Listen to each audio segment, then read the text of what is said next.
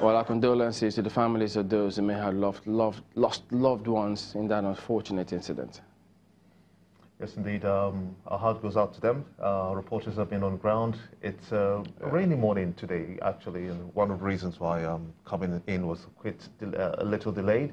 But hoping that that process, where the building collapsed, will record better weather conditions such that the process still continues. Good morning, I'm Gimbo Omar. Well, now we'll have Mr. George Akinola, who is the president, Building Collapse Prevention Guild. So, yes, welcome to the program. Thank you for coming on. Your guild exists to prevent this kind of scenario. But if you look at the history, because some activities have happened before now, for those who say that this could have been avoidable, do they have a point? They really don't. Okay. Because when a building collapses, it didn't just come down. It came down because of a set of reasons. Basically, the original one is the systemic. We have a system where the building procurement process is so flawed. And if you don't address that fundamentally, you cannot have success. But when it's flawed, when you say it's flawed, is it the processes that are flawed? Yeah, the process the of building acquisition? procurement process involves the designers, the professionals. It involves government that does the plan approval process and the building control process. Okay, but pardon me, what I meant was, we understand that there were warnings, notices, the building had been marked before now, and for some reason, it wasn't evacuated, and people kept on using it, and then it came down. You should blame government for that. If you have already marked the building for demolition, why do you have to still condone people living in it? Why do you have to condone children up to 100 on an upper floor? Every building has a design. Structurally, architecturally, you have a design. If a building is not designed to take more than, let's say, 100 kilonewtons, and then you now load 1,000, what do you expect? Has the guild faced this scenario before, where a building is marked, but after a while, you find out that it's business as usual? But I must first of all say that Building Collapse Prevention Guild is a private organization. We are a conglomeration of all the built environment professionals: architects, planners, builders, engineers, quantity surveyors, land surveyors, and estate surveyors and valuers. So we are professionals, and we are private. But it's an advocacy group, a group put together by us because we are concerned. How do you work with government? That is the synergy we've been expecting and that we've been driving towards. We've been engaging government at so many levels, legal, state, federal. We've been engaging government, trying to tell them that, look, professionals are available all over the country. We are in every local government, and each local government equates a cell for us. So we have all this full complement of professionals who are trained. They are the only people trained to deliver buildings. No other professional is trained. A doctor is not trained to do that. So what information do you have about that building? Well, we know that building is like 3-4 floors, and that the building is over 30 years old. For example, let me first of all tell you clearly that Lagos Island is a peculiar case. Lagos Island is a place where, number one, you have very poor soil. Number two, you have buildings that have been built during the Brazilian slave returning era. So many of these buildings were built using old construction methods, and they are very old, and then they are built very close together. But 30 years is not too old, is it? When you talk of the age of a building. 30 years is old for a building that was not properly put together. Especially when you go there, even right now, people are even building. Developers are all over the whole place, putting together structures that cannot even survive any rigorous test. And the system is allowing this to happen. Recently, LAPCA, Lagos State Building Control Agency, marked some buildings, did some integrity tests, and we thought that would be a continuous process, such that buildings are marked and demolished. You have to start a clear and concise, well thought out urban renewal process. It is due for renewal. It used to be the capital of Nigeria, for crying out loud. So if the capital of Nigeria still has that kind of set of buildings still surviving, then you cannot really point out to it and say this is a good place. What do we make Granted, sorry please, granted okay, that there are some buildings that you have to keep because of legacies. Those ones are marked and strengthened. But the ones that cannot survive, they are death traps. There are no two ways about it. We heard the governor of Lagos State, Akinwumi Ambode, at the site saying that integrity tests will be conducted in that kind of environment, especially that place where the accident happened. But landlords have kicked against this. It's not the first time it's going to happen, where landlords kick against government's advancements to try to conduct integrity tests and see that buildings that cannot withstand the tests, that fail the test, are brought down. What's the greatest fear for the landlord in this case?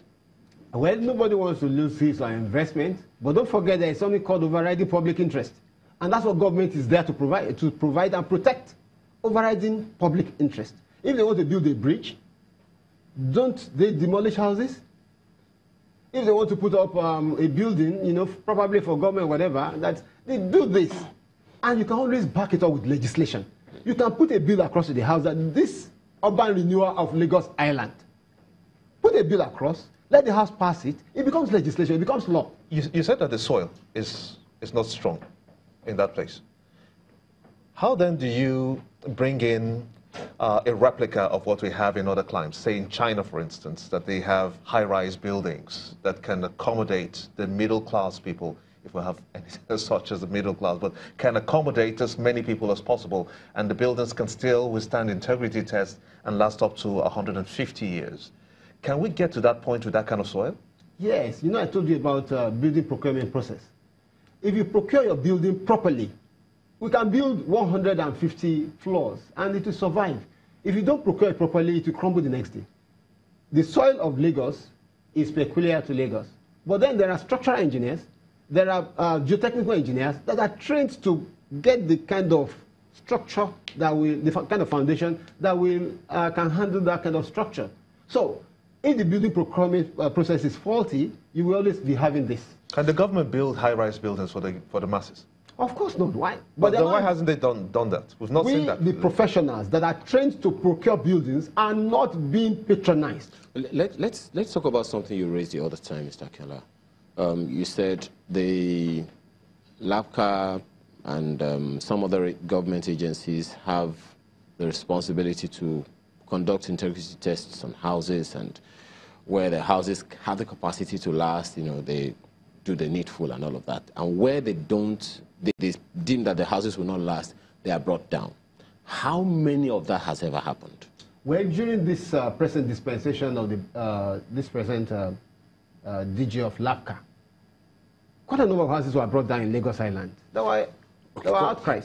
Okay. But of course, you see, when you follow the right process, you make sure that you are not just victimizing some people or victimizing an area. Make sure that you have scientific evidence to prove that your building is a death trap.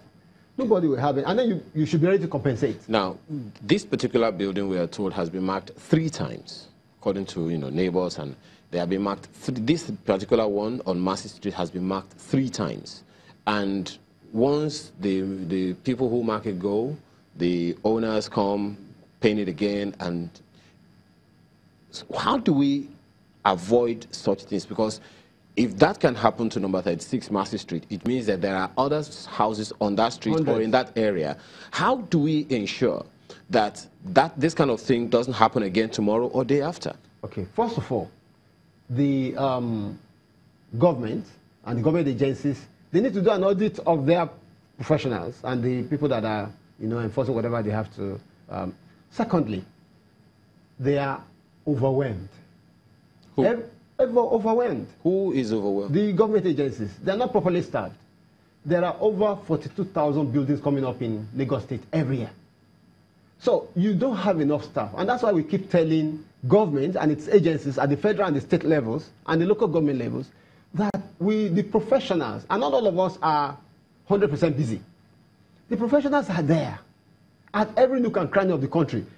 Form a synergy with the professionals so that they become code enforcement officers. Is it because of this? Is it because the government officials are overwhelmed that bribery, cases of bribery, alleged bribery is rife? Because people often say that once the people go, they get bribed, and then is it true that such things happen? I can't talk for the agency. I can't talk for the officials. Okay. Of course, we're all Nigerians and we know what's happening. So you are saying? Involve the professionals. Government cannot deliver this alone. They can't. It has been proved futile. Even the governor, when he went there, it sounded like the governor himself was like, I don't know what's happening. This thing ought to have been done and hasn't been done. We have made representations to government so many times. Government or governor? Governors. We made representations to the one before, to Fashola. We made representations to Ambody. We are going to make representations again to Sanwo-Olu and all the other governors. We keep telling them, look, the people that are trained to deliver buildings are not being patronized. Involve them with government. Government does not have the capacity. Government does not have the wherewithal. Government does not even have the knowledge. We are the ones that are trained. Involve us in the building procurement process, building delivery process. That way, you can be sure that we can have. Is it that they are not being patronized or they are not being patronized enough? I'm not talking about clientele. I'm not talking about people coming to us to ask us to design. I'm talking about the real building itself, because some people will say, look, this is unthinkable. How would they go ahead with buildings without getting the professionals involved? You'll be surprised that not more than 10 buildings that are being put up have professional touches. Wow. Even the permit, including the permit? Okay, let me break it down. Some build without any approval. They just build. They build everywhere. Number two, some people build, they get the planning approval. Planning. That is, you can plan, they approve it, go and build. But when they get there, they don't do what's in the plan. They don't execute the plan as approved. So you need a building control agency, which LABCA is in Lagos State and in so many other states in Abuja and so on and so forth. So you need that building control agency to keep approving and be present every stage of the construction process. That way, you are sure that you're using the correct reinforcement, the right kind of cement, the kind of the correct mix, and a lot of things.